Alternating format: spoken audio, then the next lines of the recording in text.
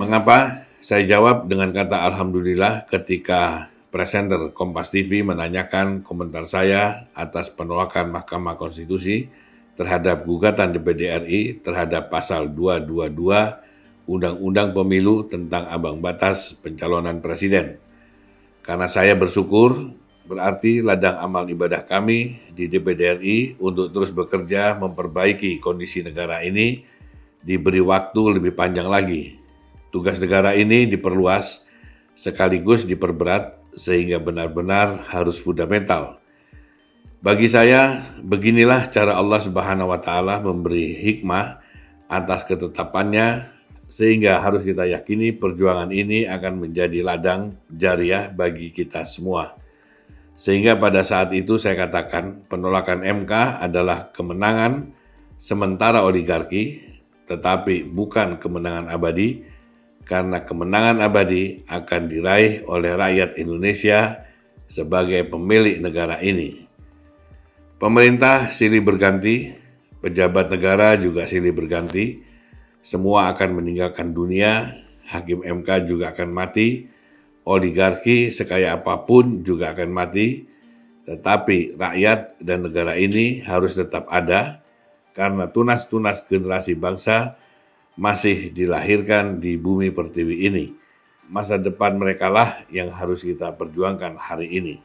Karena itu saya katakan juga melalui siaran pers saya dari Makkah bahwa saya akan memimpin gerakan untuk mengembalikan kedaulatan rakyat, mengembalikan kekuasaan di tangan rakyat, mengembalikan nilai-nilai Pancasila yang menjamin kedaulatan ada di tangan rakyat.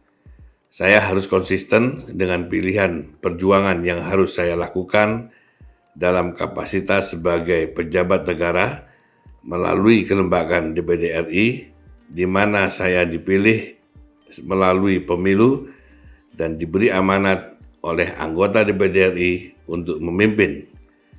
Saya juga harus konsisten dengan nilai-nilai Pancasila yang telah final dan seharusnya menjadi grondslag bangsa ini, sehingga menjadi tujuan hakiki dari gerakan mengembalikan kedaulatan rakyat itu.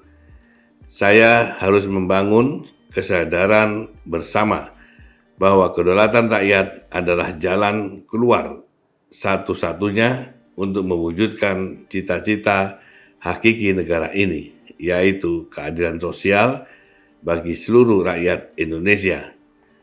Maka saya katakan, siapapun yang menolak mewujudkan kedaulatan rakyat sesuai nilai-nilai Pancasila, maka dia adalah pengkhianat bangsa. Dialah yang menginginkan ratusan juta rakyat Indonesia untuk tetap terbelenggu dalam kemiskinan dan ketidakadilan. Para pendiri bangsa ini telah merancang konsepsi untuk kedaulatan rakyat yang paling sesuai dengan watak dasar bangsa yang super majemuk ini. Kedaulatan rakyat untuk mengatur pemerintahan negara yang berada pada rakyat, artinya rakyat berdaulat, berkuasa untuk menentukan cara bagaimana rakyat harus diperintah oleh pemerintah yang mereka bentuk. Keputusan rakyat tersebut harus diambil dalam forum permusyawaratan yang ditetapkan dengan cara mufakat perundingan, bukan menang-menangan angka, karena pikiran dan pendapat itu harus ditimbang, bukan dihitung. Sehingga bangsa ini membutuhkan lembaga tertinggi sebagai perwujudan kedaulatan rakyat, di mana lembaga tersebut adalah wadah yang utuh yang menampung semua elemen bangsa, tidak boleh ada yang ditinggalkan. Mereka semua harus equal, harus mendapat hak yang sama untuk ikut menentukan arah perjalanan bangsa ini. Sehingga demokrasi yang kita perjuangkan menjadi demokrasi yang memberi manfaat kepada seluruh rakyat. Karena hakikatnya demokrasi adalah alat bagi rakyat untuk menentukan masa depannya, termasuk memaksa negara untuk mengelola kekayaan negara untuk sepenuhnya kemakmuran rakyat. Jadi ini adalah demokrasi yang melahirkan pemerintahan yang diperintah oleh rakyat karena pemerintahan itu dibangun atas kehendak rakyat. Inilah yang disebut demokrasi dari rakyat, oleh rakyat, dan untuk rakyat. Karena pada hakikatnya, kedaulatan ini adalah soeveranus, yang berarti yang tertinggi, supreme, dan untuk bisa menjadi perwakilan di lembaga tertinggi, haruslah para hikmat dan para bijaksana. Konsepsi paripurna dari demokrasi Pancasila inilah yang belum pernah kita laksanakan secara murni, bahkan kita tinggalkan total sejak amandemen konstitusi tahun 1999 hingga 2002 silam. Inilah yang membuat perjalanan bangsa ini semakin menjauh dari cita-citanya, dan rakyat sebagai pemilik negara ini semakin menderita, karena seperti diungkap sejumlah ekonom, masih ada ratusan juta rakyat yang berpenghasilan 1 juta rupiah per bulan. Padahal negeri ini seharusnya gemah limpah loh jinawi. Kedaulatan rakyat harus berada di dalam wadah yang utuh, yang menampung semua elemen bangsa yang super majemuk ini. Di dalam wadah tersebut terdapat partai politik, terdapat wakil-wakil dari daerah, dari Sabang sampai Merauke, dari Miangas sampai Rote.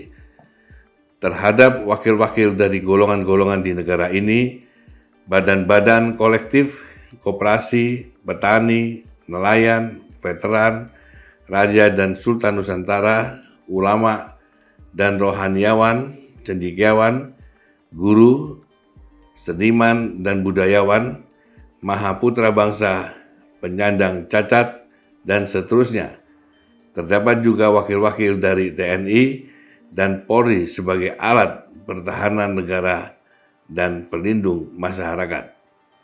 Partai politik pun harus kembali kepada spirit terbentuknya partai politik yang mengacu kepada maklumat Wakil Presiden Muhammad Hatta pada 3 November 1945 tentang pendirian partai politik, di mana di dalamnya jelas memberi restriksi agar partai politik juga memiliki tanggung jawab mewujudkan cita-cita negara ini. Sehingga sudah seharusnya anggota DPR RI diisi oleh kader dan aktivis partai terbaik yang sangat memahami platform perjuangan lahirnya bangsa ini, bukan diisi oleh siapa saja yang mampu mendulang suara terbanyak dalam pemilu legislatif. Demikian pula dengan wakil-wakil dari golongan. Mereka adalah tokoh-tokoh terbaik yang diberi mandat oleh organisasinya atau atas pilihan di antara mereka, sehingga bukan ditunjuk dari atas, tetapi benar-benar aspirasi dari bawah. Sedangkan wakil-wakil dari daerah adalah tokoh-tokoh putra daerah yang terpilih.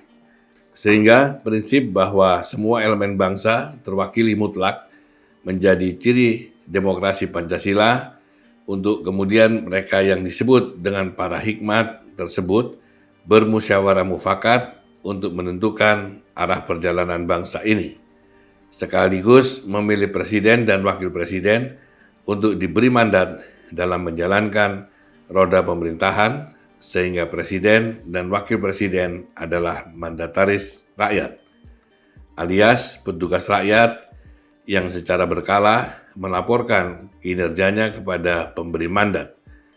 Itulah prinsip suro dalam sistem tata negara kita yang asli, atau dapat kita sebut dengan DNA asli bangsa Indonesia. Konsepsi inilah yang tertuang di dalam naskah Undang-Undang Dasar 1945, naskah asli. Saya tidak mengatakan Undang-Undang Dasar 1945 naskah asli sempurna, mutlak harus dilakukan perbaikan agar kita tidak mengulang apa yang terjadi di masa lalu. Tetapi penyempurnaan itu harus dilakukan melalui cara yang benar, bukan ugal-ugalan dan mengganti total konstitusi seperti yang kita lakukan di tahun 1999 hingga 2002 silam.